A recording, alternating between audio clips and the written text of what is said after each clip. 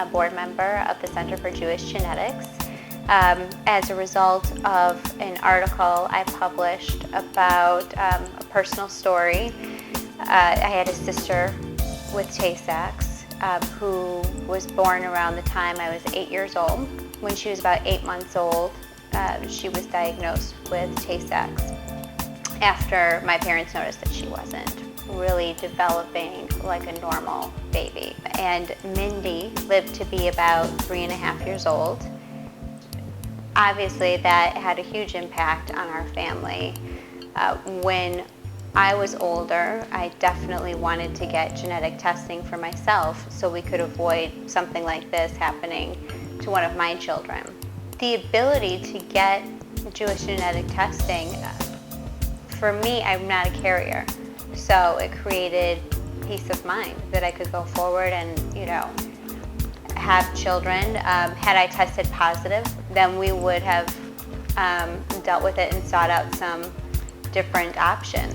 The Center for Jewish Genetics is the only nonprofit of its kind in the Midwest, and we focus on education and outreach for a panel of 19 Jewish genetic disorders. And we really make sure that every young adult in our demographic and community knows about this vital program. I've spoken publicly, both in the synagogue and in other forums, a lot on what it means to be educated on the issue of Jewish genetic disorders, what it means personally for me, for my wife, for our family to be part of a carrier couple, what it means for our kids when they one day will know that they are both Tay-Sachs carriers, my son who is now 9 and my daughter who's 5.5.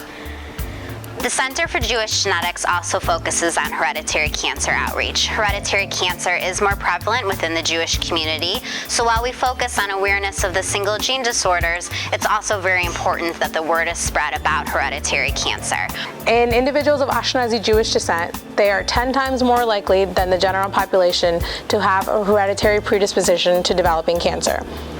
What we see in families that have this hereditary predisposition is cancer developing at earlier ages. So individuals having cancer in their 20s, their 30s, or even their 40s. Young Jewish adults have such an increased risk for carrying genetic disorders or for hereditary cancers, and they're so busy thinking about today that they don't take the time to think about tomorrow. And part of being healthy today is being proactive about your health. Being healthy is about more than just eating right, it's about the whole picture, and genetic health is part of that. My experience with carrier screening goes back to actually when my husband and I got married in 2011. I had known about the program and it was something I felt very strongly about doing. I ended up being a carrier for 2 disorders on the larger panel, not Jewish genetic disorders, and my husband was not a carrier for anything. So it was great because we felt like we were in the clear, which was great. We're good to go when it comes to the next step of starting a family.